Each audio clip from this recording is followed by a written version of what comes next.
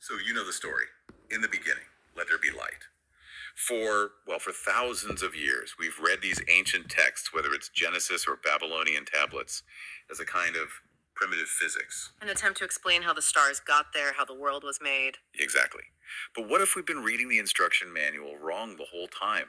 What if it's not about making a universe at all? That is the absolute core of what we're looking at today. We're diving into a section of a new book, Introduction to Sociogony, by Safa Kaçmaz, and his argument is pretty radical. It is. He says these aren't stories about creating the physical cosmos. They are blueprints for engineering a society. He calls it sociogony instead of cosmogony. Yeah. So moving from origins of the cosmos to origins of the social order. Precisely. The argument is that you can't have a society without drawing a line. You have to separate us from them, or this from that. Yeah. And Kaçmaz uses Akkad and Sumer to prove it. Right, who we usually just think of as neighbors in Mesopotamia, two civilizations sharing the same basic space.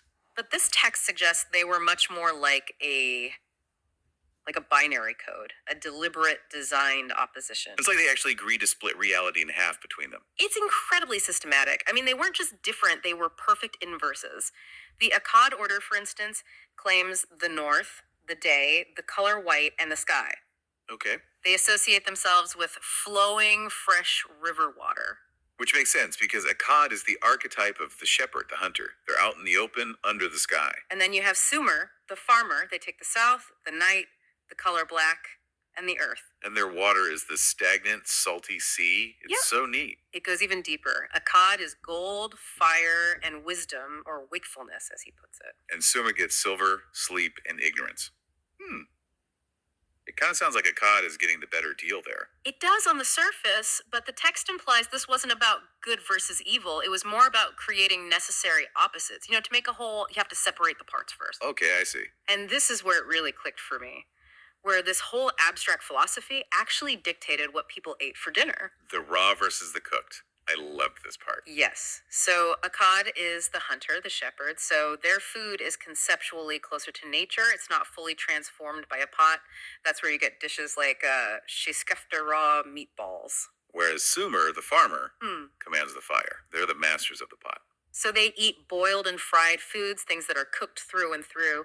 But there was that one detail in the notes about the dish kasir. Oh, that stood out to me too. It's fascinating. Isn't it? For anyone who hasn't had it, kasir is a bulgur dish, but it looks and feels like raw meat, but it's totally vegetarian. Kaçmaz suggests this is a huge sociogonic signal. It's a ritual simulation. A simulation of what, though? The text hints it's about moving away from traces of cannibalism. That's the implication. That in the Sumerian context, making a vegetarian dish that mimics raw meat is a way of acknowledging a violent past and then ritually separating from it. Wow. You keep the form, but you change the substance. You civilize the food. Exactly. And this separation logic, it even controls the clock. I had no idea that the reason some traditions start the day at dawn and others at dusk goes back to this ancient split. It's a sharing of the order. Akkad owns the light. So their day starts at dawn, which you see later in traditions like Islam. Sumer owns the dark, so their day starts at dusk. Which is what you see in Jewish tradition.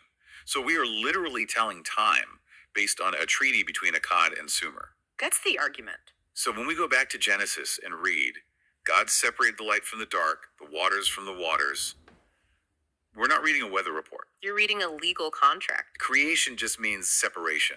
Right. And when those texts talk about separating animals or waters, they're really talking about organizing human groups, even gender laws, like in Hammurabi's code, things like virginity or the barren woman. It wasn't about biology. It was about status, inheritance, defining social lines. This reframes everything. It does. These texts didn't build the universe. They built us.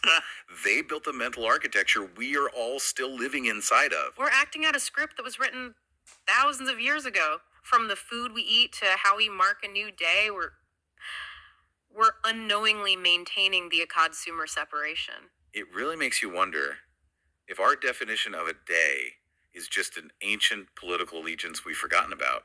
What else is? And that's the danger, isn't it? If you don't understand the separation, you just assume it's nature. It's just how things are.